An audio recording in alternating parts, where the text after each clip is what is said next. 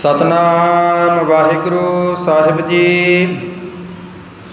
दोहरा श्री अर्जन अर्जन सुनत अर्जन जस विस्तार। बानी अर्जन बाण जैन बंदन पद सिर धार। दोहरा मिल्यो जाए कै नानकी मन कर अदक स्नेह। असन बसन आन्यो हुतो द्यो बैस कर गृह। सोरठा आयो बहुर जराम सादर तेह बंदन करी। मिल बैसे सब धाम हृदा अमोद है संग भर। छंद ससबदा छंद मिल रर बैसा कुशल बजेसा। बच तब कालू कहत उतालू सुत मम आयो नह समझायो। करत कोकारा सदने उचारा। सुदा नह लीनो तुम क्या कीनो। सुरत बेसारा किह धन डारा। धन धन चवर छतर तखत दे मालक। वालीए कुल कायनात घट घट वासी। सर्ब कायनात दे रहबर गुरगद्दी दे उत्ते विराजमान जुगो जुग अटल।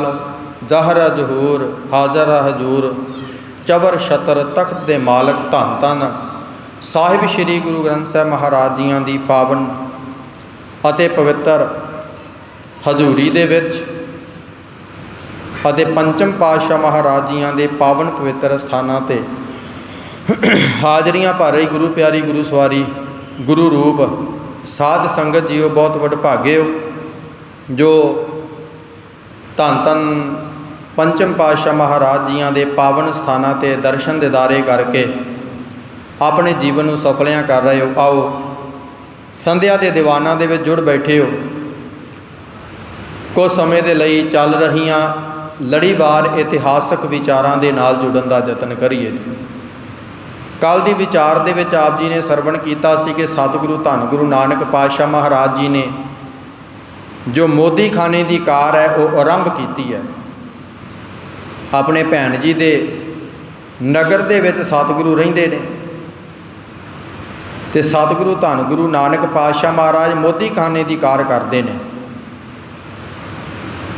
तो जिहड़ा भी कोई सतगुरां दे कोल मंगता चल के आउंदा है ना वो किसी नूं भी सतगुरु खाली नहीं जान देंदे। सारियां दियां झोलियां जिहड़ियां भर के तोरदे ने। जे कोई कपड़े वास्ते कपड़ा लैण वास्ते आउंदा है जे कपड़े की जरूरत उसनूं कपड़ा देंदे ने। जे कोई खाण की वस्तु की जरूरत है उन्होंने खाण वाली वस्तु देंदे ने। जे किनू अन्न की जरूरत है तो अन्न देंदे ने। ते सतगुरां दे उस मोदी खाने दे विच नित ही भंडारे जिहड़े भरे रहिंदे ने ते मंगतियां दीयां लैणां जिहड़ियां रोज़ाना ही लगदियां रहिंदियां ने। हुण इसे तरह मंगते जिहड़े ने दूरों दूरों चल के आउण लग पए ते तलवंडी दे विचों सतगुरु धन गुरु नानक पातशाह महाराज जी की महिमा सुन के तां मंगते जिहड़े ने वो दान लैण वास्ते आए। जदों पता लगा है सारे मंगतिआं नूं ते तलवंडी दे जिन्ने भी मंगते ने सारे मंगते रल के ते सतगुरां दे कोल आए ने ते झोलियां भर के लैके गए ने। ते तलवंडी नगर दे विच हुण सतगुरां दी महिमा बड़ी फैल गई। जदों महिमा बहुत ज़्यादा वध गई है पिता महिता कल्याण ने अपने पुत्र की महिमा सुनी है तो सोचा कि हुण मेरा पुत्र जिहड़ा कमाई करन वाला होवेगा हुण मैं इहदा विआह करांगा। कुछ ने धन जोड़िया होना है तो इहदा वधिया वर लभ के विआह कर देवांगे तो अपने पुत्र नूं मिलण वास्ते ते सतगुरु धन गुरु नानक पातशाह महाराज जी नूं मिलण वास्ते महिता कालू जी तलवंडी तो सुल्तानपुर नूं आए ने। सुल्तानपुर आके सब तो पहला अपने पुत्र नूं मिले तो पुत्र नूं पुछया कि तुसी काफ़ी धन जिहड़ा जोड़ लिया होना है ਤੇ ਪੁੱਤਰ ਗੁਰੂ ਨਾਨਕ ਪਾਤਸ਼ਾਹ ਮਹਾਰਾਜ ਕਹਿਣ ਲੱਗੇ ਨੇ ਕਿ ਪਿਤਾ ਜੀ ਜਿੰਨਾ ਵੀ ਧਨ ਹੈ ਉਹ ਸਾਰਾ ਹੀ ਫਿਰ ਲੱਗ ਜਾਂਦਾ ਹੈ, ਜਿੰਨਾ ਵੀ ਧਨ ਹੁੰਦਾ ਹੈ ਸਾਰਾ ਹੱਟੀ ਦੇ ਵਿੱਚ ਸਮਾਨ ਪਾ ਲੈਂਦੇ ਆ। ਤੇ ਪਿਤਾ ਜੀ ਨੇ ਬੜਾ ਗੁੱਸਾ ਕੀਤਾ ਕਿ ਤੂੰ ਧਨ ਜੋੜਨ ਦੀ ਅਜੇ ਤੱਕ ਵਿਧੀ ਨੂੰ ਅਪਣਾਇਆ ਨਹੀਂ, ਕੱਲ੍ਹ ਨੂੰ ਤੁਹਾਡਾ ਵਿਆਹ ਕਰਾਂਗੇ ਫਿਰ ਤੁਹਾਡਾ ਜਿਹੜਾ ਗੁਜ਼ਾਰਾ ਕਿਵੇਂ ਹੋਵੇਗਾ। ਤੇ ਪੁੱਤਰ ਨੂੰ ਸਮਝਾ ਕੇ ਬੜਿਆਂ ਤਰੀਕਿਆਂ ਨਾਲ ਸਮਝਾ ਕੇ ਤੇ ਕਿਸ ਤਰ੍ਹਾਂ ਸਤਿਗੁਰੂ ਧੰਨ ਗੁਰੂ ਨਾਨਕ ਪਾਤਸ਼ਾਹ ਮਹਾਰਾਜ ਜੀ ਦੇ ਪਿਤਾ ਜੀ ਬੇਬੇ ਨਾਨਕੀ ਦੇ ਘਰ ਦੇ ਵਿੱਚ ਬੇਬੇ ਨਾਨਕੀ ਨੂੰ ਤੇ ਜੈ ਰਾਮ ਨੂੰ ਜਾ ਕੇ ਮਿਲਦੇ ਨੇ ਤੇ ਕਿਸ ਤਰ੍ਹਾਂ ਉਹਨਾਂ ਦੇ ਨਾਲ ਸਵਾਲ ਜਵਾਬ ਕਰਦੇ ਨੇ, ਉਹਨਾਂ ਦੀ ਸੁੱਖ ਸ਼ਾਂਤ ਪੁੱਛਦੇ ਨੇ। ਆਓ ਸਤਿਗੁਰਾਂ ਦੇ ਚਰਨਾਂ 'ਚ ਧਿਆਨ ਨੂੰ ਜੋੜੀਏ, ਮਨ ਬਿਰਤੀਆਂ ਨੂੰ ਕਰੀਏ ਇਕਾਗਰ। ਸਤਿਗੁਰਾਂ ਦਾ ਅਗਲਾ ਇਤਿਹਾਸ ਬੜੇ ਪਿਆਰ ਸਤਿਕਾਰ ਨਾਲ ਸਰਵਣ ਕਰਨ ਦੀ ਕਿਰਪਾਲਤਾ ਕਰੀਏ ਜੀ। ਦੋਹਰਾ ਮਿਲਿਓ ਜਾਏ ਕਹਿ ਨਾਨਕੀ, ਮਨ ਕਰ ਅਦਕ ਸਨੇਹਾ, ਆਸਨ ਬਸਨ ਆਨਿਓ ਹੁਤੋ, ਦਿਓ ਬੈਸ ਕਰ ਗ੍ਰੇਹਾ। ਆਪਣੇ ਪੁੱਤਰ ਨੂੰ ਮਿਲ ਕੇ ਹੁਣ ਬਾਬਾ ਕਾਲੂ ਅਦਕ ਪਿਆਰ ਧਰ ਕੇ ਤੇ ਬੇਬੇ ਨਾਨਕੀ ਨੂੰ ਜਾ ਕੇ ਮਿਲੇ ਨੇ। ਜਿਹੜੇ ਭੋਜਨ ਕੱਪੜੇ ਗੱਡੇ ਦੇ ਉੱਤੇ ਲੱਦ ਕੇ ਲਿਆਏ ਨੇ ਉਹ ਬੇਬੇ ਨਾਨਕੀ ਨੂੰ ਘਰ ਦੇ ਵਿੱਚ ਦੇ ਦਿੱਤੇ ਨੇ। ਗੁਰਮੁਖੋ ਸਾਰੀਆਂ ਵਸਤੂਆਂ ਲਵਾ ਲਈਆਂ ਨੇ। ਸੋਰਠਾ ਆਇਓ ਬਹੁਰਜ ਰਾਮ, ਸਾਦਰ ਤੇ ਬੰਧਨ ਕਰੀ, ਮਿਲ ਬੈਸੇ ਸਭ ਧਾਮ, ਰਿਦਾ ਅਮੋਦਹ ਸੰਗ ਭਰ। ਬਾਅਦ ਵਿੱਚ ਭਾਈ ਜੈ ਰਾਮ ਉਹ ਵੀ ਆ ਕੇ ਤੇ ਮਹਿਤਾ ਕਾਲੂ ਨੂੰ ਮਿਲਿਆ। ਉਹਨੇ ਆ ਕੇ ਬੜੇ ਆਦਰ ਦੇ ਨਾਲ ਵੰਦਨਾ ਕੀਤੀ ਹੈ, ਸਤਿਕਾਰ ਦੇ ਨਾਲ ਵੰਦਨਾ ਕੀਤੀ ਹੈ। ਸਾਰੇ ਆਪਣੇ ਹਿਰਦੇ ਖੁਸ਼ੀ ਨਾਲ ਭਰ ਕੇ ਤੇ ਬੈਠ ਗਏ ਨੇ। ਸਸਬਦਨਾ ਛੰਦ ਮਿਲ ਰਲ ਬੈਸਾ, ਕੁਸ਼ਲ ਕੁਸ਼ਲ ਬਜੇਸਾ, ਬਚ ਤਬ ਕਾਲੂ ਕਹਿ ਦਿਓ ਤਾਲੂ। ਹੁਣ ਗੁਰਮੁਖੋ ਰਲ ਮਿਲ ਕੇ ਬੈਠ ਗਏ ਨੇ ਤੇ ਸੁੱਖ ਸ਼ਾਂਤ ਪੁੱਛੀ ਹੈ। ਕਾਫੀ ਸਮਾਂ ਬੈਠਿਆਂ ਨੂੰ ਹੋ ਗਿਆ ਤੇ ਬਾਬਾ ਕਾਲੂ ਨੇ ਫਿਰ ਭਜਨ ਕੀਤੇ ਨੇ ਕਿ ਬੜੀ ਕਾਹਲੀ ਦੇ ਵਿੱਚ ਬੋਲਿਆ। ਕਹਿਣ ਲੱਗਾ ਸੁਤ ਮਮ ਆਇਓ ਨਹਿ ਸਮਝਾਇਓ, ਕਰਤ ਕੋਰਾ ਕੁਕਾਰਾ ਸਦਨੇ ਉਚਾਰਾ। ਪਿਤਾ ਮਹਿਤਾ ਕਲਿਆਣ ਕਹਿਣ ਲੱਗਾ ਮੇਰਾ ਪੁੱਤਰ ਜਦੋਂ ਦਾ ਇੱਥੇ ਆਇਆ ਏ ਉਸ ਨੂੰ ਤੁਸੀਂ ਬਿਲਕੁਲ ਵੀ ਸਮਝਾਇਆ ਨਹੀਂ। ਉਹ ਬੜੇ ਭੈੜੇ ਕੰਮ ਕਰਦਾ ਰਿਹਾ, ਘਰ ਨੂੰ ਉਜਾੜ ਦਿੱਤਾ, ਕੋਈ ਵੀ ਪੈਸਾ ਉਹਨੇ ਜੋੜ ਕੇ ਨਹੀਂ ਰੱਖਿਆ, ਸਾਰੇ ਉਜਾੜ ਦਿੱਤੇ ਨੇ। ਫਿਰ ਮਹਿਤਾ ਕਾਲੂ ਕਹਿੰਦਾ ਏ ਸੁਧ ਨਹਿ ਲੀਨੋ ਤੁਮ ਕਿਆ ਕੀਨੋ, ਸੁਰਤ ਬੇਸਾਰਾ ਕਿਹ ਧਨ ਡਾਰਾ। ਕਹਿਣ ਲੱਗਾ ਤੁਸੀਂ ਉਸ ਦੀ ਖਬਰ ਸਾਰੀ ਨਹੀਂ ਲਈ ਤੇ ਤੁਸੀਂ ਕੀ ਕੀਤਾ ਉਹਦਾ ਖਿਆਲ ਹੀ ਵਿਸਾਰ ਦਿੱਤਾ ਤੇ ਇਹ ਵੀ ਪਤਾ ਨਾ ਲਿਆ ਕਿ ਉਹਨੇ ਸਾਰਾ ਧਨ ਜਿਹੜਾ ਕਿੱਥੇ ਗਵਾ ਲਿਆ, ਕਿੱਥੇ ਸਾਰਾ ਧਨ ਜਿਹੜਾ ਇਹ ਗਵਾ ਦਿੱਤਾ ਹੈ। ਨਹਿ ਨ ਬਿਹਾਵਾ ਚਿਤ ਮੈਂ ਚਾਵਾ, ਧਨ ਨਹਿ ਖੋਵੈ ਆਸ ਬਿਦ ਹੋਵੈ।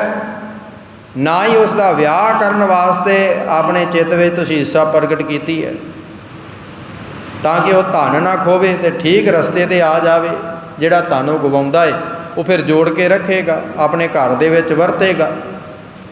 ਕਰ ਰਖਵਾਰੀ ਨਿਤ ਸੁਧਕਾਰੀ, ਬਹੁਤ ਧਨ ਆਵੈ ਕਿਹ ਬਿਦ ਜਾਵੈ। ਹੁਣ ਮਹਿਤਾ ਕਾਲੂ ਕਹਿੰਦਾ ਇਹ ਰਾਖੀ ਕਰਕੇ ਤੇ ਉਸ ਦਾ ਖਿਆਲ ਰੱਖੋ, ਸਦਾ ਉਸ ਦਾ ਖਿਆਲ ਰੱਖਣਾ ਕਰੋ। ਬਹੁਤ ਧਨ ਉਹਦੀ ਹੱਟੀ ਦੇ ਉੱਤੇ ਆਉਂਦਾ ਹੈ, ਮੋਦੀ ਖਾਨੇ ਦੇ ਉੱਤੇ ਆਉਂਦਾ ਹੈ, ਪਰ ਉਹ ਕਿੱਥੇ ਜਾਂਦਾ ਹੈ ਕਿਤੇ ਕਿਸੇ ਨੂੰ ਕੁਝ ਪਤਾ ਹੀ ਨਹੀਂ। ਭੁਜੰਗ ਛੰਦ ਕਹਿ ਨਾਨਕੀ ਬੈਨ ਤਾਤੰ ਸੁਨੀਜੈ, ਲਗਿਓ ਕਾਲ ਭਰਾਤਾ ਭਲੇ ਹੀ ਜਨੀਜੈ। ਹਵੈ ਹੈ ਕਿ ਤੈ ਥਾਏ ਵੈਸੇ ਸਗਾਈ, ਉਦਾਸੀਨ ਯਾ ਕੋ ਲਖੀ ਜੇ ਸੋ ਭਾਈ। ਹੁਣ ਬੇਬੇ ਨਾਨਕੀ ਨੇ ਆਖਿਆ ਹੈ, ਬੇਬੇ ਨਾਨਕੀ ਬੋਲੀਏ ਕਹਿਣ ਲੱਗੀ ਹੈ ਪਿਤਾ ਜੀ ਮੇਰੀ ਗੱਲ ਸੁਣੋ, ਭਰਾ ਕੰਮ ਤੇ ਲੱਗਾ ਏ, ਇਸ ਨੂੰ ਭਲਾ ਸਮਝੋ। ਜਦੋਂ ਨਗਰ ਦੇ ਵਿੱਚ ਰਹਿੰਦਾ ਸੀ ਤਾਂ ਉਹ ਵਿਹਲਾ ਰਹਿੰਦਾ ਸੀ, ਕੋਈ ਕੰਮ ਨਹੀਂ ਸੀ ਕਰਦਾ। ਹੁਣ ਕੰਮ ਕਰਦਾ ਤੁਸੀਂ ਭਲਾ ਕੰਮ ਸਮਝੋ। ਇਸ ਤਰ੍ਹਾਂ ਉਸ ਦੀ ਕਿਸੇ ਥਾਂ 'ਤੇ ਸਗਾਈ ਹੋ ਜਾਵੇਗੀ, ਤੁਹਾਡਾ ਚਿੱਤ ਬੜਾ ਉਦਾਸ ਲੱਗਦਾ ਏ। ਤੇ ਕਹਿਣ ਲੱਗੀ यहाँ आन तेरो कछु नाहे कोई, सवारै विगारै निजंकार सोई। भने बैन जय राम तासो सुनाई, भयो है अबै सोध या की सुगाई। कहते इत्थे आके तुहाडा उसने कुछ गवाया नहीं, वो जो कुछ भी कमाउंदा है उही गवाउंदा है, तुहाडे तो कुछ नहीं लै रहा, तुहाडे तो कोई उहदा पैसा नहीं लिया। वो अपनी ही कार कमाई नूं संवारदा ते विगाड़दा है। जय राम बारे उसनूं सुना के आख्या, कहन लगा ये हुणे ही गुरु नानक की सगाई बारे वर लभ के लियाए ने, ढूंढ के आए ने।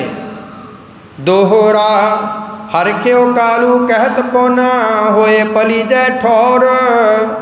देख जय राम करीजिए खतरी है धन गौर। बाबा कालू ये गल सुन के बड़ा खुश होया है कि मेरे पुत्र की सगाई भले थां ते होवेगी। ते आख्या कि चंगा राजे रजिया पुज्या जिहड़ा घर है वो तुसी वेखियो। ते जे जय राम नूं सबोधत हो के ते बोले ने कि किसे बहुत धन वाले अमीर खतरी का घर तुसी लभना है, मेरे पुत्र वास्ते बहुत अमीर खतरी का घर होवे, साडे नाल मिलदा जुलदा घर होवे, वो तुसी लभना है। कबित भागत जय राम चोना गोत मूला, नाम तेह तन जो है धाम सो रंधावे। भलो है एक ठिकानो चाहे कीन है खुजानो, जानो होए सन बंद सो सन सो निहारिया। मोर तोर एक लाज जाने जैसे क्यों कोर करो काज, आप सो सगानो बैन कालू को उचारिया। जैसे को सुख तान को शीतल सो नैन मेरे, तैसे पिखो नानक को लालसा हमारिया।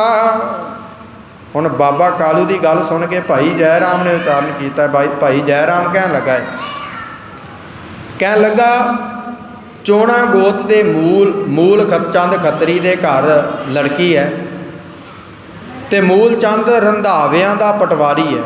जिस तरह तुहाडी कार भी जिहड़ी पटवारी की है, तुसीं भी काम काज पटवारी का करते हो, वो भी रंधावियां का पटवारी है। बड़ा चंगा घर है, इस बारे मैं आप खोज भाल की है।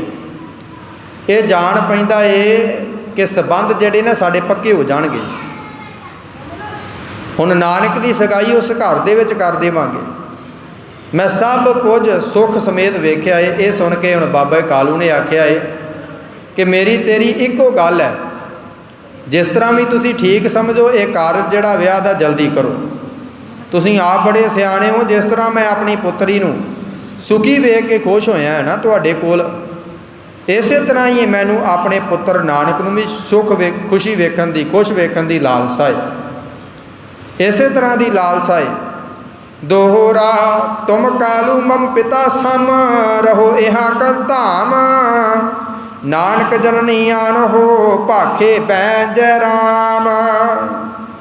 फिर जय राम ने आख्या गुरमुखो कि तुसी मेरे पिता दे समान हो, तुसी मेरे पिता दे समान हो, इत्थे मेरे घर दे विच ही रहो। ते नानक जी दे माता जी नूं भी मैं आप लैके ते इत्थे आ जावांगा। ये गल सुन के महता कालू ने आख्या, कहन लगा बड़े लम्मे समय तो मैं अपने नगर दे विच वस रहा, बड़ा लम्मा समा हो गया मैनू नगर दे विच वसदे नूं, ते मैनू उत्थे कोई दुख तकलीफ नहीं, बड़े सुख दे नाल मैं रह रहा। राय बुलार ने मैनू पटवारी का सारा काम काज जिहड़ा सौंपिया होया है, ते मैं अपने दोस्तां मित्रां नूं किवें छड्ड सकदा। जे सगाई हो जाए तो मैनू फौरन बुला लेना, मैं उस वेले आ जावांगा। इस विच कोई भी देरी नहीं करनी। तैनूं होर भी कहना कि नानक का पूरा ख्याल रखना है, ताकि पुत्र का धन, पुत्र जिहड़ा है मेरा धन का विनाश ना करे। उसनूं आप समझाओ, मैनू हर वेले उसकी चिंता लगी रहिंदी है। ये सुन के बेबे नानकी ने आख्या, कहन लगी है कि मेरे पिता जी सुनो, तुसी सदा ये कहते आ रहे हो कि मेरा पुत्र जिहड़ा ना धन उजाड़ रहा है, ये धन उजाड़दा है, पर हुण तां वो अपनी किरत कर रहा है, हुण तां अपनी किरत करके खांदा है, ਭਾਵੇਂ ਉਹ ਗਵਾਵੇ ਜਾਂ ਰੱਖੇ, ਇਸ ਵਿੱਚ ਤੁਹਾਨੂੰ ਚਿੰਤਾ ਕਰਨ ਦੀ ਕੋਈ ਲੋੜ ਨਹੀਂ। ਜੇ ਗਵਾਏਗਾ ਤਾਂ ਆਪਣਾ ਹੀ ਗਵਾਏਗਾ, ਤੁਹਾਡਾ ਤਾਂ ਕੁਝ ਨਹੀਂ ਜਾਂਦਾ, ਕਿਉਂਕਿ ਉਹ ਤੁਹਾਡਾ ਤਾਂ ਕੁਝ ਨਹੀਂ ਲੈ ਰਿਹਾ। ਭੁੱਖਿਆਂ ਨੂੰ ਭੋਜਨ ਤੇ ਨੰਗਿਆਂ ਨੂੰ ਕੱਪੜੇ ਦਿੰਦਾ ਏ, ਦਾਨ ਦਿੰਦਾ ਏ। ਉਹ ਪੁੰਨਮਾਨ ਰੂਪ ਹੈ, ਸਦਾ ਪੁੰਨ ਕਰਦਾ ਰਹਿੰਦਾ ਹੈ। ਕੋਈ ਚੋਰੀ ਜਾਰੀ ਤੇ ਨਹੀਂ ਕਰਦਾ, ਕੋਈ ਭੈੜੇ ਕਰਮ ਤਾਂ ਨਹੀਂ ਕਰਦਾ, ਉਹ ਕਿਰਤ ਕਰਕੇ ਤੇ ਖਾਂਦਾ ਏ। ਜਿਹੜਾ ਵਿਅਕਤੀ ਭੈੜੇ ਕਰਮ ਕਰਦਾ ਏ ਉਹਨੂੰ ਰੋਕਣਾ ਧਰਮ ਹੈ, ਪਰ ਜਿਹੜਾ ਚੰਗੇ ਕੰਮ ਕਰਦਾ ਏ ਉਹਨੂੰ ਰੋਕਣਾ ਤਾਂ ਅਧਰਮ ਹੈ। ਇਸ ਕਰਕੇ ਅਸੀਂ ਨਾਨਕ ਨੂੰ ਕਿਸੇ ਤਰੀਕੇ ਨਾਲ ਵੀ ਰੋਕ ਨਹੀਂ ਸਕਦੇ। ਜੇਕਰ ਉਹ ਦਾਨ ਕਰਦਾ ਏ, ਮੰਗਤਿਆਂ ਨੂੰ ਦਿੰਦਾ ਏ, ਅਸੀਂ ਰੋਕਾਂਗੇ ਨਹੀਂ। ਉਹ ਧਰਮ ਦਾ ਕੰਮ ਕਰ ਰਿਹਾ, ਅਸੀਂ ਉਹਨੂੰ ਨਹੀਂ ਰੋਕ ਸਕਦੇ। ਦੋਦਕ ਛੰਦ ਜਾਨੋ ਤਾਤ ਇਹ ਹੈ ਗਤ ਭਰਾਤੇ ਦੇਤ ਫਕੀਰ ਖਵਾਏ ਜਹਾਂ ਤਹੈ ਲੋਭ ਨਹੀਂ ਤੇ ਤੇ ਔਰ ਅੰਤਰ ਦਾਨ ਵਿਖੇ ਮਤ ਜਾਨ ਨਿਰੰਤਰ। ਹੁਣ ਨਾਨਕੀ ਕਹਿਣ ਲੱਗੀ ਕਿ ਵੇਖੋ ਪਿਤਾ ਜੀ, ਇਹ ਗੱਲ ਨੂੰ ਸਮਝੋ। ਉਹ ਫਕੀਰਾਂ ਨੂੰ ਦਾਨ ਦਿੰਦਾ ਹੈ ਤੇ ਉਹਨਾਂ ਨੂੰ ਭੋਜਨ ਖਵਾਉਂਦਾ ਹੈ। ਉਸ ਦੇ ਦਿਲ ਦੇ ਵਿੱਚ ਕਿਸੇ ਪ੍ਰਕਾਰ ਦਾ ਕੋਈ ਲੋਭ ਜਾਂ ਲਾਲਚ ਨਹੀਂ, ਉਸ ਵਿੱਚ ਸਦਾ ਹੀ ਦਾਨ ਦੇਣ ਤੇ ਗਰੀਬਾਂ ਦਾ ਭਲਾ ਕਰਨ ਦੀ ਰੁਚੀ ਹੈ। ਦੌਲਤ ਤਖਾਂ ਨਿਰਪਤੇ ਡਰ ਆਵਹੇ ਲੇਖੇ ਮੈਂ ਧਨ ਨਾ ਘਟ ਜਾਵਹੇ ਜਾਚਕ ਭੀਰ ਵੱਡੀ ਨਿਤ ਹੋਵੇ ਭਾਖੇ ਲੋਕ ਸਭੈ ਇਹ ਖੋਵਹੇ। ਬਾਦਸ਼ਾਹ ਦੌਲਤ ਖਾਂ ਤੋਂ ਜ਼ਰੂਰ ਡਰ ਲੱਗਦਾ ਹੈ। ਹੁਣ ਭੈਣ ਜੀ ਕਹਿਣ ਲੱਗੇ ਬਾਦਸ਼ਾਹ ਦੌਲਤ ਖਾਂ ਤੋਂ ਜ਼ਰੂਰ ਡਰ ਲੱਗਦਾ ਹੈ ਕਿ ਕਿਤੇ ਹਿਸਾਬ ਕਰਦੇ ਸਮੇਂ ਧਨ ਦਾ ਘਾਟਾ ਨਾ ਹੋ ਜਾਵੇ। ਜਿਸ ਤਰ੍ਹਾਂ ਮੇਰੇ ਭਰਾ ਜੀ ਦਾਨ ਕਰਦੇ ਨੇ, ਕਿਤੇ ਇਹ ਨਾ ਹੋਵੇ ਕਿ ਧਨ ਦਾ ਜਿਹੜਾ ਹੈ ਉਹ ਘਾਟਾ ਹੋ ਜਾਵੇ। ਤੇ ਮੰਗਤਿਆਂ ਦੀ ਸਦਾ ਹੀ ਭੀੜ ਲੱਗੀ ਰਹਿੰਦੀ ਹੈ। ਸਾਰੇ ਲੋਕ ਕਹਿੰਦੇ ਨੇ ਕਿ ਧਨ ਗਵਾ ਰਿਹਾ, ਸਾਰੇ ਕਹਿੰਦੇ ਨੇ ਕਿ ਇਹ ਧਨ ਗਵਾਉਂਦਾ ਹੈ, ਧਨ ਦਾ ਉਜਾੜਾ ਕਰਦਾ ਹੈ। ਜਦੋਂ ਲੇਖਾ ਕੀਤਾ ਤਾਂ ਬਹੁਤ ਧਨ ਜਿਹੜਾ ਹੈ ਉਹ ਵੱਧ ਨਿਕਲ ਆਇਆ। ਇਹ ਮਨ ਦੇ ਵਿੱਚ ਫਿਕਰ ਸੀ ਕਿ ਦੌਲਤ ਖਾਂ ਦੇ ਅੱਗੇ ਸਾਨੂੰ ਨੀਵਾਂ ਨਾ ਹੋਣਾ ਪਵੇ। ਪਰ ਜਦੋਂ ਵੀ ਹਿਸਾਬ ਕੀਤਾ ਏ, ਜਦੋਂ ਵੀ ਕਿਸੇ ਨੇ ਚੁਗਲੀ ਕੀਤੀ ਹੈ ਕਿ ਨਾਨਕ ਤੁਹਾਡਾ ਧਨ ਗਵਾ ਰਿਹਾ, ਤੁਹਾਡਾ ਮੋਦੀ ਖਾਨਾ ਲੁਟਾ ਰਿਹਾ ਹੈ, ਜਦੋਂ ਵੀ ਉਹਨਾਂ ਦਾ ਹਿਸਾਬ ਹੁੰਦਾ ਏ ਤਾਂ ਮੇਰੇ ਭਰਾ ਵੱਲ ਵਾਧਾ ਹੀ ਨਿਕਲਦਾ ਹੈ। ਬੜੇ ਹਿਸਾਬ ਕਰਕੇ ਵੇਖ ਲਏ ਨੇ। ਇਹ ਤਾਂ ਕਰਤਾਰ ਨੇ ਆਪ ਹੀ ਸੰਸਾਰ ਦੇ ਵਿੱਚ ਅਵਤਾਰ ਧਾਰਨ ਕੀਤਾ ਹੈ, ਇਹ ਕੋਈ ਮਨੁੱਖੀ ਸਰੀਰ ਨਹੀਂ। ਇਹ ਸੁਣ ਕੇ ਹੁਣ ਕਾਲੂ ਨੇ ਆਖਿਆ, ਇਹ ਕਹਿਣ ਲੱਗਾ ਇਹ ਤਾਂ ਹੁਣ ਤੱਕ ਭਲਾ ਹੈ, ਪਰ ਹੁਣ ਲੇਖਾ ਕਰਕੇ ਵੇਖ ਲਈਏ। ਹੁਣ ਇਹਨਾਂ ਦੇ ਮੋਦੀ ਖਾਨੇ ਦਾ ਲੇਖਾ ਕਰਕੇ ਵਿਖਾ ਲਈਏ। ਜੇ ਵੱਧ ਜਾਵੇ ਤਾਂ ਮੈਂ ਵੇਖਾਂ। ਮੇਰਾ ਕਿਹਾ ਮੰਨੋ ਤੇ ਆਪਣੇ ਨਾਲ, ਆਪਣੇ ਮਨ ਦੇ ਨਾਲ ਪਹਿਚਾਣ ਕਰੋ, ਕੋਈ ਉਪਾਅ ਕਰੋ ਤੇ ਧਨ ਖਿਸਕਾਓ। ਉਸ ਦੇ ਵਾਸਤੇ ਕੱਖ ਸੁੱਕੇ ਘਾਹ ਦੀ ਤ੍ਰਿਣ ਅਤੇ ਲੱਖ ਇਹ ਇੱਕ ਬਰਾਬਰ ਨੇ। ਕੋਈ ਐਸੀ ਵਿਧੀ ਕਰੋ ਕਿ ਉਸ ਤੋਂ ਕਿਸੇ ਤਰ੍ਹਾਂ ਵੀ ਧਨ ਜਿਹੜਾ ਪ੍ਰਾਪਤ ਕਰ ਲਵੋ। ਹੁਣ ਭਾਈ ਬਾਲੇ ਨੂੰ ਬੁਲਾਇਆ ਗਿਆ ਗੁਰਮੁਖੋ। ਭਾਈ ਬਾਲੇ ਨੂੰ ਬੁਲਾ ਕੇ ਤੇ ਕਹਿਣ ਲੱਗੇ ਉਸ ਨੂੰ ਸਮਝਾਓ ਕਿ ਅਸੀਂ ਤੁਸੀਂ ਮਿਲ ਕੇ ਤੇ ਉਸ ਨੂੰ ਇਹ ਗੱਲ ਵਾਸਤੇ ਰਾਜੀ ਕਰ ਲਵਾਂਗੇ ਤੇ ਬਾਲਾ ਨਾਨਕ ਨੂੰ ਮਨਾ ਲਵੇਗਾ। ਹੁਣ ਜੈ ਰਾਮ ਨੇ ਉਸ ਵੇਲੇ ਇੱਕ ਸੇਵਕ ਨੂੰ ਭੇਜ ਕੇ ਤੇ ਤੁਰੰਤ ਭਾਈ ਬਾਲੇ ਨੂੰ ਬੁਲਾ ਲਿਆ। ਜਦੋਂ ਆ ਕੇ ਬੈਠ ਗਿਆ ਗੁਰਮੁਖੋ, ਬਾਬੇ ਕਾਲੂ ਨੇ ਇੱਕ ਬਚਨ ਆਖੇ ਨੇ। ਕਹਿਣ ਲੱਗੇ ਤੁਸੀਂ ਨਾਨਕ ਦੇ ਬੜੇ ਅਕਲਮੰਦ ਤੇ ਪਿਆਰੇ ਮਿੱਤਰ ਹੋ, ਸਦਾ ਉਹਦੇ ਨਾਲ ਰਹਿੰਦੇ ਹੋ। ਮੈਂ ਤੈਨੂੰ ਇਸ ਤਰ੍ਹਾਂ ਸਮਝਾਉਣਾ ਕਿ ਜਿਵੇਂ ਮੈਂ ਆਪਣੇ ਪੁੱਤਰ ਨਾਨਕ ਨੂੰ ਸਮਝਾਉਣਾ। ਬਾਬਾ ਕਾਲੂ ਕਹਿਣ ਲੱਗਾ ਤੁਸੀਂ ਹੁਣ ਨਾਨਕ ਦੀ ਪੂਰੀ ਰਾਖੀ ਕਰਨੀ ਹੈ, ਕਿਸੇ ਪ੍ਰਕਾਰ ਦਾ ਵੀ ਧਨ ਜਿਹੜਾ ਬਿਰਥਾ ਨਹੀਂ ਜਾਣ ਦੇਣਾ। ਤੇਰੇ ਸਾਥ ਰਹਿਣ ਦੀ ਉਹ ਲਾਜ ਰੱਖੇਗਾ, ਧਨ ਫਜ਼ੂਲ ਨਹੀਂ ਜਾਣ ਦੇਵੇਗਾ। ਬਾਬੇ ਕਾਲੂ ਦੀ ਇਹ ਗੱਲ ਸੁਣ ਕੇ ਤੇ ਬਾਲਾ ਬੜਾ ਥੋੜਾ ਜਿਹਾ ਨਾ ਗੁੱਸੇ ਦੇ ਵਿੱਚ ਆ ਗਿਆ। ਭਾਈ ਬਾਲਾ ਥੋੜੇ ਜਿਹੇ ਗੁੱਸੇ ਵਿੱਚ ਆਇਆ ਹੈ ਤੇ ਕਹਿੰਦਾ ਸਾਡੇ ਮਨ ਦੇ ਵਿੱਚ ਕਿਸੇ ਪ੍ਰਕਾਰ ਦਾ ਲਾਲਚ ਜਾਂ ਲੋਭ ਨਹੀਂ ਹੈ। ਹੇ ਮਹਿਤਾ ਜੀ, ਕਿਉਂ ਮੈਨੂੰ ਭਰਮਾ ਰਹੇ ਹੋ?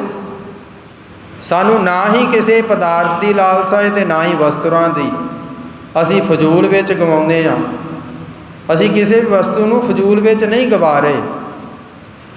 ਸ਼੍ਰੀ ਨਾਨਕ ਤੁਹਾਡਾ ਪੁੱਤਰ ਪਰਮੇਸ਼ਵਰ ਰੂਪ ਹੈ। ਉਹ ਵਿਲੱਖਣ ਪਰ ਉਪਕਾਰੀ ਰੂਪ ਸੰਤ ਹੈ। ਉਸ ਦੀ ਸੰਗਤ ਵਿੱਚ ਰਹਿ ਕੇ ਮਨੁੱਖ ਦਾ ਉਧਾਰ ਹੁੰਦਾ ਹੈ ਤੇ ਉਸ ਪ੍ਰਤੀ ਸ਼ਰਧਾ ਧਾਰਨ ਦੇ ਨਾਲ ਮਨ ਨੂੰ ਸ਼ਾਂਤੀ ਤੇ ਆਨੰਦ ਪ੍ਰਾਪਤ ਹੁੰਦਾ ਹੈ। ਕਹਿਣ ਲੱਗਾ, ਸਾਨੂੰ ਪ੍ਰਭੂ ਨੇ ਇਹ ਦੁਰਲੱਭ ਦੇ ਦਿੱਤੀ ਹੈ, ਇਹ ਮਨੁੱਖੀ ਸਰੀਰ ਦਿੱਤਾ ਹੈ। ਇਹ ਭਵਜਲ ਰੂਪੀ ਸੰਸਾਰ ਸਾਗਰ ਨੂੰ ਤਰ ਕੇ ਕਿਵੇਂ ਪਾਰ ਹੋਣਾ ਹੈ, ਇਹੋ ਸਾਡਾ ਵੱਡਾ ਕਾਰਜ ਹੈ। ਹੇ ਮਹਿਤਾ ਜੀ ਸੁਣੋ, ਜੇ ਤੁਹਾਨੂੰ ਧਨ ਚਾਹੀਦਾ ਏ ਤਾਂ ਆਪਣੇ ਪੁੱਤਰ ਨਾਨਕ ਪਾਸ ਰਹੋ, ਇੱਥੇ ਰਹੋ, ਤੇ ਜੋ ਵੀ ਉਹ ਸ਼ਾਮ ਨੂੰ ਕਮਾਈ ਕਰੇਗਾ ਨਾ ਤਾਂ ਉਹ ਰੱਖ ਲੈਣੀ। ਮੇਰੇ ਦਿਲ ਦੇ ਵਿੱਚ ਇਹੋ ਇੱਛਾ ਹੈ ਕਿ ਮੈਂ ਉਸ ਦਾ ਕੋਈ ਵੀ ਹੁਕਮ ਨਹੀਂ ਮੋੜਨਾ। ਹੇ ਮਹਿਤਾ ਜੀ, ਮੈਂ ਤੁਹਾਡੇ ਪੁੱਤਰ ਦਾ ਕੋਈ ਵੀ ਹੁਕਮ ਜਿਹੜਾ ਮੋੜ ਨਹੀਂ ਸਕਦਾ। ਮੈਂ ਭਲਾ ਉਹਨਾਂ ਨੂੰ ਕਿਸ ਤਰ੍ਹਾਂ ਕੁਝ ਰੋਕ ਸਕਦਾ? ਮੈਨੂੰ ਕਿਸੇ ਪ੍ਰਕਾਰ ਦੇ ਧਨ ਦੀ ਇੱਛਾ ਨਹੀਂ ਹੈ, ਜਿਸ ਦੀ ਕਿ ਤੁਹਾਡੇ ਮਨ ਦੇ ਵਿੱਚ ਜਿਸ ਤਰ੍ਹਾਂ ਦੀ ਲਾਲਸਾ ਹੈ। ਹੁਣ ਗੁਰਮੁਖੋ ਆਪਣੇ ਪੁੱਤਰ ਨਾਨਕ ਦੇ, ਹੁਣ ਕਹਿਣ ਲੱਗਾ ਭਾਈ ਬਾਲਾ ਕਿ ਆਪਣੇ ਪੁੱਤਰ ਨਾਨਕ ਦੇ ਪਾਸ ਰਹੋ ਤੇ ਆਪਣੇ ਘਰ ਨੂੰ ਇੱਥੇ ਹੀ ਲੈ ਆਵੋ, ਮਾਤਾ ਜੀ ਨੂੰ ਇੱਥੇ ਹੀ ਲੈ ਆਵੋ। ਜਿੰਨਾ ਖਰਚਦਾ ਏ ਉਤਨਾ ਹੀ ਵੱਧ ਜਾਂਦਾ ਹੈ।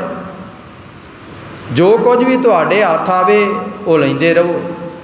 ਕਹਿਣ ਲੱਗਾ, ਮੇਰੇ ਪਾਸੋਂ ਧਨ ਨਹੀਂ ਲਿਆਂਦਾ ਜਾ ਸਕਦਾ, ਉਹ ਮੇਰਾ ਮਾਲਕ ਹੈ, ਮੈਂ ਉਹਦੀ ਆਗਿਆ ਦੇ ਅਨੁਸਾਰ ਚੱਲਦਾ, ਮੈਂ ਤਾਂ ਉਹਦਾ ਸੇਵਕ ਹਾਂ। ਧਨ ਇਕੱਠਾ ਕਿਵੇਂ ਹੋ ਸਕਦਾ ਏ? ਮੈਂ ਉਸ ਦੇ ਕਿਸੇ ਹੁਕਮ ਨੂੰ ਟਾਲ ਨਹੀਂ ਸਕਦਾ।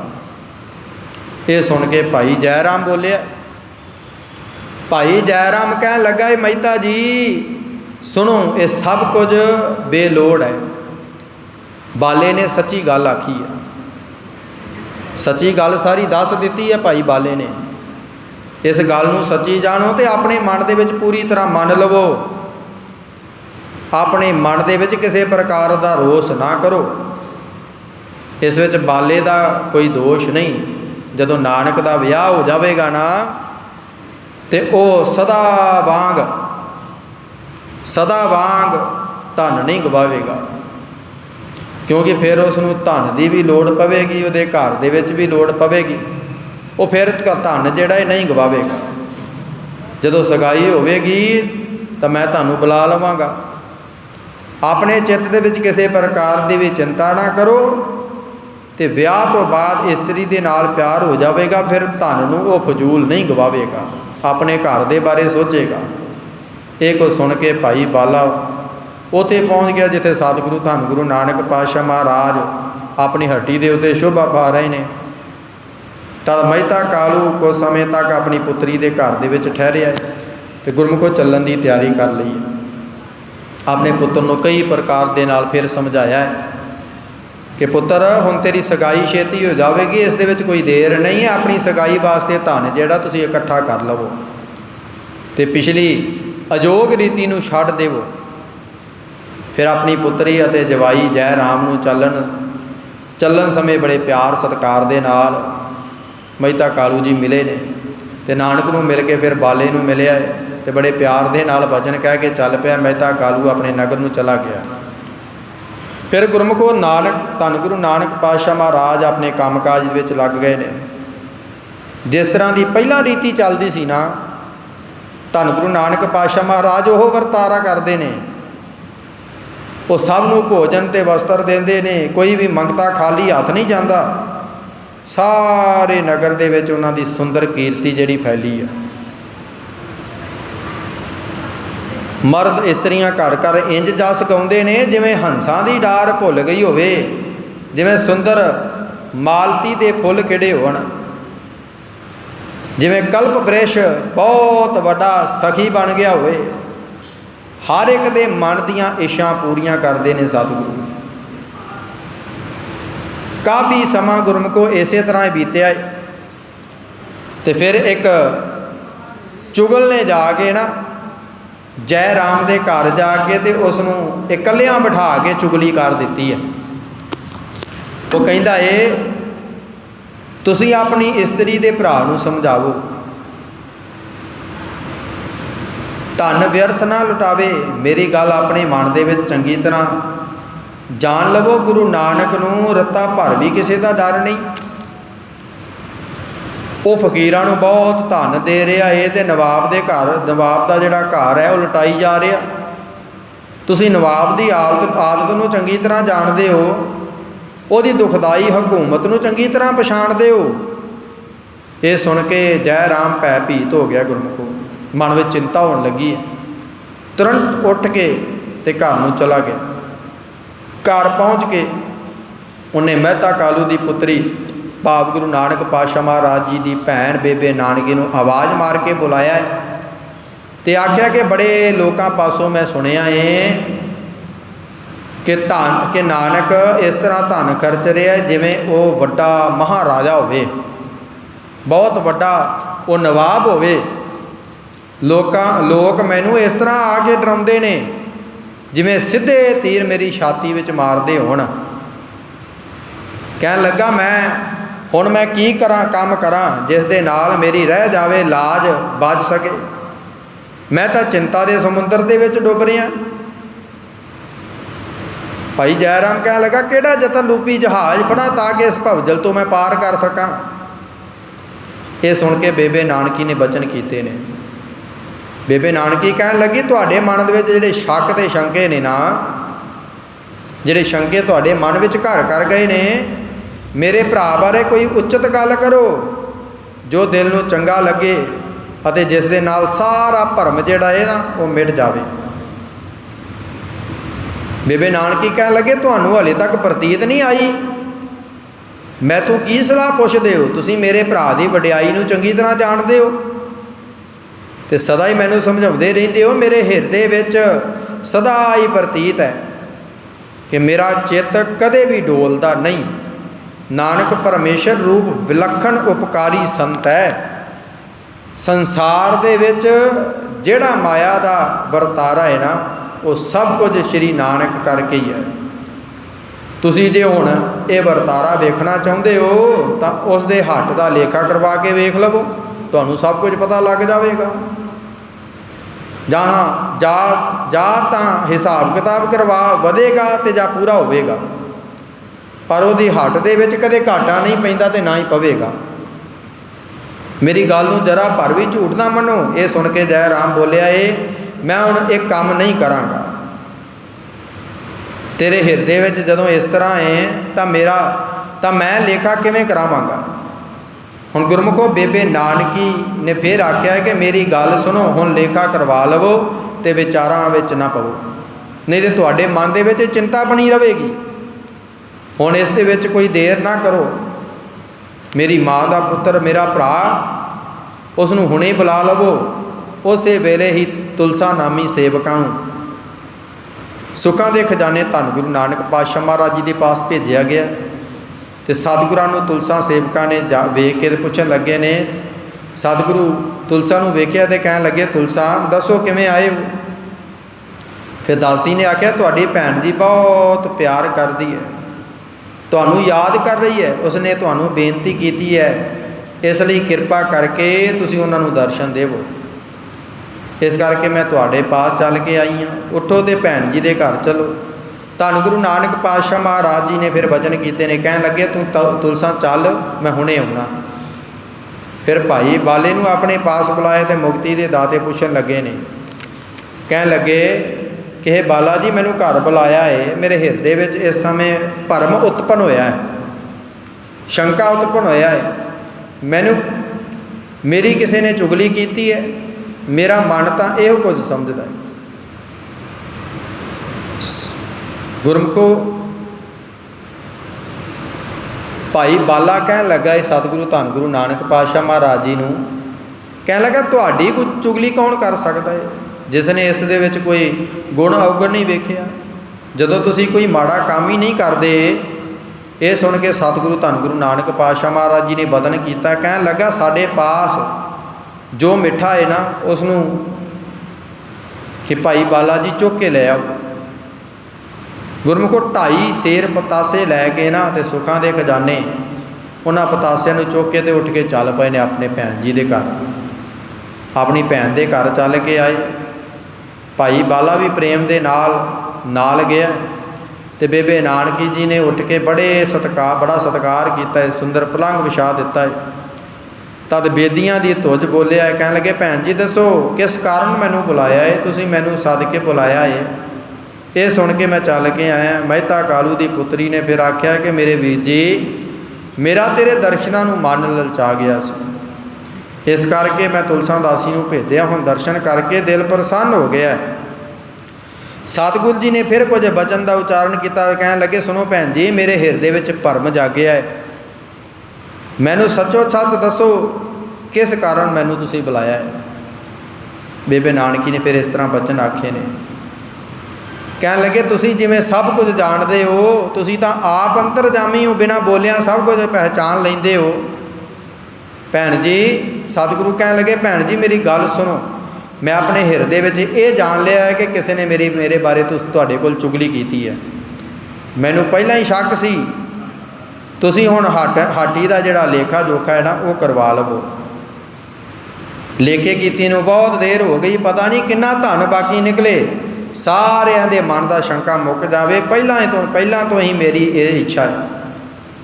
गुरमुखो भैन जी ने यह गल सुन के तो दिलासा दिता है, कहा मेरे भरा जी सानू तो कोई संसा नहीं, ना ही डर है, सब लेखा लेना देना बनया है, सदा चलता है पर कदे घटदा नहीं। तो सतगुरु कह लगे मेरे भैन जी तुसीं सच्ची गल कही है, लेखा कराउण विच मैनू रत्ती भर भी शर्म नहीं, जे हुण ना करांगे तो फिर कुछ देर नूं कर लवांगे, सब लेखा हुणे ही निबेड़ लेना चाहिए है। जिवें तुहाडे हिरदे विच विचार उपजाए ना मन के संशय दूर हो जाणगे। ते चुगलखोर जिहड़े ने जिहड़े चुगलियां करदे ने उन्हां दा मूँह जिहड़ा काला हो जाएगा। भैन ने सुन के तो शब्द आखे, कह लगे जिवें तुहाडे हिरदे विच विचार उपजाए उस तरह ही करो, जो मन दे विच जाणदे हो उस तरह ही करो, जिवें तुहाडे मन की खुशी है। आपने जीजा जी जय राम नूं लैके ते दौलत खां दे घर पहुँच गए ने। गुरमुखो नवाब दौलत खां दे घर दे विच सतगुरु धन गुरु नानक पातशाह महाराज पहुँचे ने, ते दौलत खां अपने मुनशियां नूं लैके ते बैठा सी, जिवें कि संसारी मनुख का कार विहार हुंदा है, जो आमदन खर्च होया सब कुछ बोल के सतगुरु धन गुरु नानक पातशाह महाराज जी ने वो गुरमुखो लिखा दिता है। 3.5 महीने का मुनशिया ने ना लेखा किया है, तो सारा लेखा जोखा जो हो गया गुरमुखो 135 रुपये दीना के दाते सतगुरु धन गुरु नानक पातशाह महाराज जी के वाधू निकल आए ने। कमल नैन गुरु जी का जो लेखा किया है ना तो इन्ने रुपये वाधू निकले, तो जय राम का हिरदा उस वेले लज्जा ते खुश के नाल भर गया। उस समय झूरिया तो उदास हो गया, सोचन लगा मैं चुगलखोरां ते झूठ बोलन करके भरम विच पै गया सी। गुरु नानक नूं नाल लैके जय राम नूं घर आ गया है, तो गुरमुखो सेवकां समान गुरु जी के पास मंजे दे उत्ते बैठ गया, सेवकां दे वांगू बैठा है। जदों भैन बेबे नानकी इस तरह पुछन लगे दसो फिर लेखा किवें निबड़िया। फिर सुखां दे दाते भाव सतगुरु जी ने आख्या सुनो भैन जी जीजा जी नूं चंगी तरह पता है, ये सुन के मोदी खाना संभालना मेरा हुण इत्थे गुजारा नहीं हो सकता। कहन लगे मेरा करतार ही करतार है, निज कारज वास्ते संभाल लैन। फिर श्री गुरु नानक देव महाराज पर उपकारी ने चलन की तैयारी की है, तो गुरमुखो जय राम तुरंत उठिया तो पैर फड़ के बड़ी बेनती की है, सतगुरां दे चरण फड़ लए ने, बेनती की है। भैन जी उच्ची उच्ची रोन लग पे ने, बेबे नानकी जी बड़ी उच्ची उच्ची रोन लग पे ने गुरमुखो, तो कहते ने हे वीर जी इंज किवें बन आवेगी, मैनू पहला मार लवो फिर किते जाओ, जे रहोगे तो मैं जीवांगी। तेरा तो कोमल सल सुभाअ है, तेरे दिल में कोई औगण नहीं, असीं तो सदा ही भुल्लण हारे हाँ। हे मेरे वीर जी, मैनू क्यों नहीं बख्शोगे। कमल नैन सतगुरु धन गुरु नानक पातशाह महाराज जी ने अपने मुख तो ही बचन आखे तो जीजा जी जय राम जी सुने ने।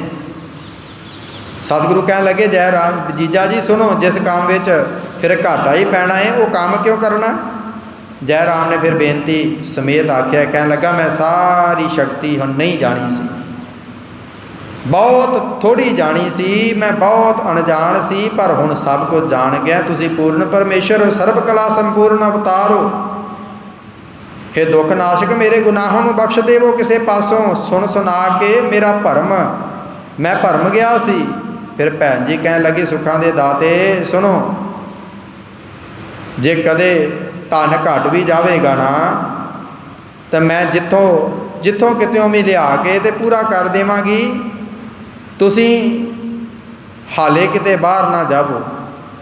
असी फिर कदे कुछ नहीं कवांगे, सदा चुप रवांगे, तुहाडे नाल कोई भी उच्ची नीवीं गल जिहड़ी नहीं करांगे। तुहाडे पास रह के सानू सब सुख प्राप्त हुंदे ने। मन विच गुस्सा दूर करो, प्रेम रस धारण करो, इत्थों जाके ते साडे हिरदिਆਂ ਨੂੰ विछोड़े की पीड़ दे विच ना पाओ।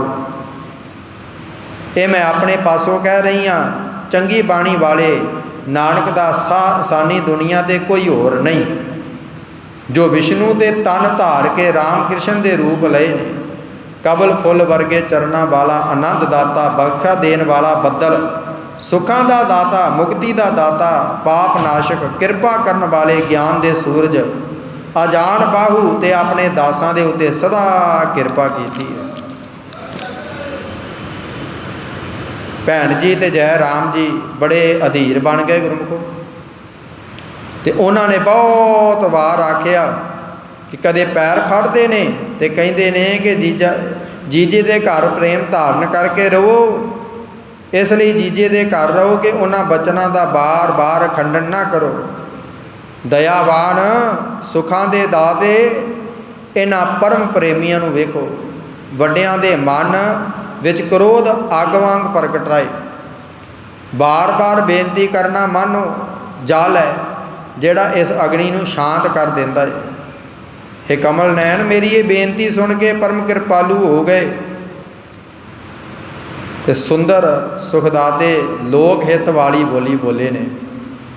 सुंदर सुखदाते बोले ने, कह लगे बाले हुण भैन नानकी जी ने बाले नूं आख्या कि तुसीं इन्हां नूं रोको, तुसीं नाल रहिंदे हो, तुसीं इन्हां नूं रोको, इन्हां नूं बेनती करो। हाथ जोड़ के ते भाई बाले ने जदों बेनती की है ना गुरमुखो, तो सतगुरु धन गुरु नानक पातशाह महाराज भाई बाले की गल मान गए ने। तो सतगुरु कह लगे बाले मैं तेरा बचन जिहड़ा ना कदे भी नहीं टालदा, तू असल विधि अनुसार मैनू जानिया है, तू मैनू सदा ही जानदा है, तू मेरे नाल रहना है। ये कह के दीन दुनिया के मालक ठहर गए ने गुरमुखो। तो जिस नूं वेखण दे नाल सारे दुख जिहड़े ने दूर हो जाते ने। जो दासां दे दाते ने ते बड़े कृपालू ने। हुण गुरमुखो बेबे नानकी ते जय राम जी बड़े प्रेम दे नाल भाई बाले नूं कहण लगे अज तूं सानू नवां भरा दे दिता है, नहीं तो साडा भरा अज चलिया सी, इन्हें बाद विच साडे को मुड़ के नहीं सी आउणा। हे बुद्धि दे घर तू धन है, तू मेरे भरा नूं रोक के ते रख लिया। बड़े प्रेम दे नाल दिन रात हुण सेवा करांगे ते तुहाडे वास्ते शरधा बहुत वध गई है। साडे दिल दे सारे भरम जिहड़े ने हुण दूर हो गए ने। सारे सुख पा के ते प्रसन्न हो के ते गुरु नानक देव जी महाराज हट्टी ते चल पए ने, मोदी खाने चल पए ने। हौली हौली तुरदे वो हट्टी ते पहुँच गए ने। कवि उन्हां तो गुरमुखो बलिहार जाता है। लेखे समय जो धन गुरु जी का निकलिया सी वो दौलत खां ने वो धन सतगुरु धन गुरु नानक पातशाह महाराज जी नूं दे दिता। उस दिन हिरदे विच बहुत प्रसन्न हो के 1700 रुपये जिहड़े ना दौलत खां ने इनाम वजों सतगुरां नूं होर दिते ने। बहुत सारे हिंदू ते तुरक वधाई देण वास्ते आउंदे ने। सारे मिल के वो कह रहे हैं कि असीं तां सुनिया सी ਤੁਸੀਂ ਇਸ ਕਾਰ ਹੀ ਇਹ ਜਿਹੜੀ ਕਾਰ ਹੀ ਛੱਡ ਦਿੱਤੀ ਹੈ। ਅਸੀਂ ਤਾਂ ਬਹੁਤ ਅਫਸੋਸ ਕੀਤਾ ਸੀ, ਤੁਸੀਂ ਤਾਂ ਪਰ ਉਪਕਾਰੀ ਸਰੀਰ ਹੋ। ਜਦੋਂ ਉਹਨਾਂ ਨੂੰ ਪਤਾ ਲੱਗਾ ਹੈ ਕਿ ਸਤਿਗੁਰੂ ਜੀ ਨੇ ਫਿਰ ਮੋਦੀ ਖਾਨੇ ਦਾ ਕੰਮ ਜਿਹੜਾ ਸੰਭਾਲ ਲਿਆ, ਸਾਰੇ ਬਹੁਤ ਪ੍ਰਸੰਨ ਹੋਏ ਨੇ ਤੇ ਕਹਿਣ ਲੱਗੇ ਨੇ, ਇਹ ਗੁਣਾਂ ਦੇ ਸਮੁੰਦਰ ਭਾਵ ਸਤਿਗੁਰੂ ਜੀ ਤੁਹਾਡੇ ਕੰਮ ਵਿੱਚ ਹੋਰ ਵਾਧਾ ਹੋਵੇ।